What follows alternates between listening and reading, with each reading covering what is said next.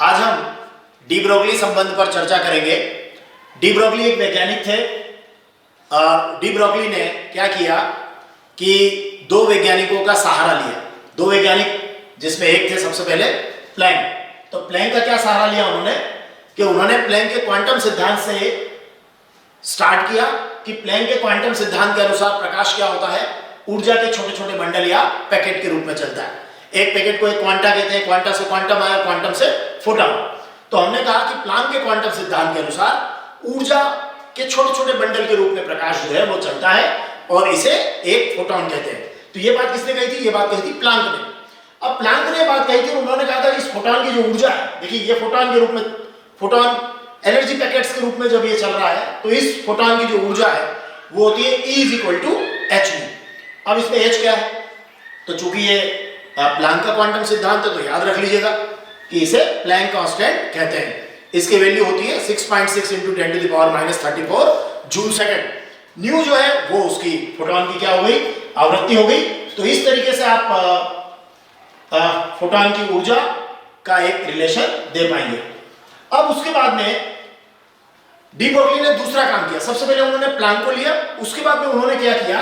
Einstein को लिया। Einstein उनके बहुत फेवरेट भी थे, तो आइंस्टीन को उन्होंने लिया और आइंस्टीन के द्रव्यमान ऊर्जा तुल्यता संबंध को लिया। मतलब यहां ऊर्जा, यहां भी ऊर्जा, तो दो ऊर्जाओं की तुलना।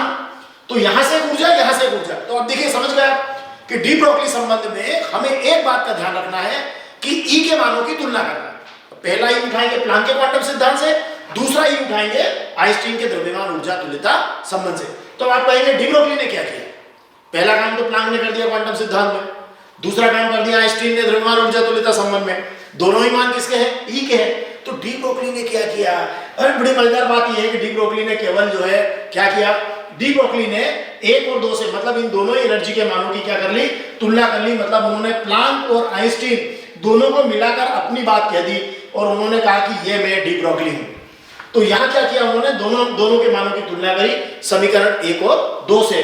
तो ये आपका हो गया mc² = hν। अब ये जो तुलना है, अब आप कहेंगे सर कौन सा बड़ा भारी काम कर दिया? ये प्लैंक ने दिया था, ये आइंस्टीन ने दिया और डी ब्रोगली ने दोनों के मानों की क्या कर दी? तुलना कर दी। पर एक बड़ी महत्वपूर्ण बात मैं आपको मजेदार बात बताता हूं कि ये तीनों ही बड़े महान वैज्ञानिक रहे हैं। तीनों को ही नोबेल पुरस्कार मिला है। तीनों को ही नोबेल पुरस्कार मिला। चलिए आगे बढ़ते हैं। तो यहां तक आपको बात समझ में आ गई डी ब्रोगली संबंध में। डी ब्रोगली ने क्या किया? जैसे हमारी मालूम में कहावत है कि कहीं की ईंट कहीं का रोड़ा, भानुमति ने कुंभा जोड़ा। तो कहीं की ईंट मतलब प्लैंक का क्वांटम सिद्धांत की ऊर्जा के छोटे छोटे बंडल के रूप में प्रकाश चलता है। एक पैकेट को एक फोटॉन का, एक फोटॉन की ऊर्जा E = hν। फिर उन्होंने कहा आइंस्टीन के द्रव्यमान ऊर्जा तुल्यता संबंध से E = mc²। ई के दोनों मानों की कर दी तुलना और तुलना करने के बाद आप यहां आ गए। और ये तुलना किसने की? समीकरण 1 और 2 से। किसने की? डी ब्रोगली ने अपने संबंध में की। मतलब क्या किया? ये प्लैंक किया आइंस्टीन और ये डी ब्रोगली। चलिए आगे बढ़ते हैं। अब क्या होगा इस पर आगे देखिए, mc² = hν हो गया। अब यहां से क्या करना है? यहां से न्यू का मान रखना है और न्यू का मान आपको रखना पड़ेगा जो कि डी ब्रोगली ने रखा था। एक फंडामेंटल या आपका एक बेसिक आपको अगर पता होगा तो यहां से आप आगे बढ़ पाएंगे। E = hν हो गया, E = mc² हो गया और डी ब्रोगली ने कह दिया 1 और 2 से mc² = hν। लेकिन दिक्कत कहां खड़ी हो गई? दिक्कत यहां आकर आपके सामने खड़ी हो गई। अब क्या करें? mc² = hν। अब न्यू का मान नहीं पता है तो रुक गए। तो इसको कहते हैं फंडामेंटल या बेसिक, कि आपको न्यू का मान पता होना चाहिए कि न्यू होता है c/λ। जो फोटॉन की आवृत्ति है वो उस प्रकाश की चाल और तरंग दैर्घ्य के अनुपात के बराबर होती है। New = c/λ। ये आपको यहां लिखना पड़ेगा। अभी न्यू का मान जो है बेसिक वैल्यू है, फंडामेंटल है। अब फंडामेंटल वैल्यू आपको यहां रखना पड़ेगी। E = hν में न्यू फोटॉन की आवृत्ति है और न्यू का मान c/λ। ये जो hν का मान देने वाले थे E = hν, प्लैंक, आपको पता है प्लैंक जब कॉलेज में पढ़ते थे तो उन्होंने अपना ग्रेजुएशन किया। उसके बाद में उनके प्रोफेसर ने कहा कि आप फिजिक्स में तो सारी खोजें हो चुकी है, अब तुम क्या करोगे फिजिक्स लेकर? तो प्लैंक ने क्या किया? प्लैंक ने कहा सर मैं फंडामेंटल पढ़ना चाहता हूं, मैं बेसिक्स पढ़ना चाहता हूं, इसलिए मैं फिजिक्स लूंगा। और उसके बाद प्लैंक को न सिर्फ फिजिक्स में नोबेल प्राइज मिला क्वांटम थ्योरी के ऊपर, उसके बाद 1000 से ज्यादा खोजें फिजिक्स में हुई। तो ये वो प्लैंक थे जिन्होंने कहा सब कुछ खत्म नहीं हुआ है, तो आपको उन्होंने बेसिक्स की बात की थी और वही बेसिक्स यहां दे रहा हूं, nu is equal to c upon lambda. फिर भी नहीं याद आया तो आप ध्यान रखिएगा कि आपको ये सी काटना है यहां पर, तो फिर ऐसी परिस्थिति में न्यू की जगह आपको सी अपॉन लैम्डा लिखना पड़ेगा, तभी सी से सी का स्क्वायर कैंसिल होगा। तो चलिए अब यहां क्या करना है अपने को, यहां आप क्या करेंगे, देखिए आप यहां आप ये सी से सी का स्क्वायर आप कैंसिल करेंगे, तो सी से सी का स्क्वायर कैंसिल होगा और उसके बाद जो आपके पास वैल्यू बचेगी वो वैल्यू क्या होगी, देखिए वो वैल्यू आपकी हो जाएगी mc is equal to h upon lambda. C से सी का स्क्वायर कैंसिल हो गया। अब आप यहां पर क्या करेंगे, लैम्डा की वैल्यू निकालेंगे और वो होगी h अपॉन mc।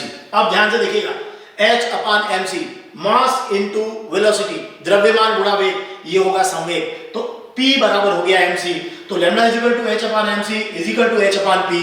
ये आपका हो गया फोटोन के लिए डी ब्रोगली संबंध। देखिए संवेग बराबर द्रव्यमान गुणा वेग, p बराबर mc, तो ये फोटोन के लिए डी ब्रोगली संबंध हो गया। अब अगर यही जो संबंध है, क्योंकि डी ब्रोगली ने केवल फोटॉन के लिए तो नहीं दिया था, फोटॉन के बाद आप द्रव्य कणों के लिए भी जाएंगे, तो जब आप द्रव्य कणों के लिए जाएंगे तो p यहां फोटॉन का संवेग है, लेकिन अगर द्रव्य कण के लिए आप जाएंगे तो ये p का मान क्या हो जाएगा, p का मान द्रव्यमान गुणित वेग, तो mc नहीं होगा। तो द्रव्य कणों के लिए द्रव्य कण प्रकाश के वेग से नहीं चलते, तो उनके वेग को आपको v मानना पड़ेगा, कुछ और मानना पड़ेगा, तो c की जगह आपने v मान लिया, तो p की जगह आप mv लिखेंगे, तब ऐसी परिस्थिति में ये हो जाएगा lambda is equal to h upon p की जगह mv, और ये हो गया h अपॉन p, मतलब lambda is equal to h upon p, ये आपका डी ब्रोगली संबंध है। Lambda is equal to h upon mc, ये आपका डी ब्रोगली संबंध है, और lambda is equal to h upon mv, ये भी आपका द्रव्य कणों के लिए डी ब्रोगली संबंध है। तो इस तरीके से आप डी ब्रोगली संबंध निकालेंगे, और ये तीनों वैज्ञानिकों को नोबेल प्राइज मिला है अलग अलग काम करने के लिए। तीनों ही महान वैज्ञानिक हैं, लेकिन तीनों के कंट्रीब्यूशन को यहाँ ऐड किया गया है, इसलिए बहुत शानदार समीकरण है डी ब्रोगली संबंध।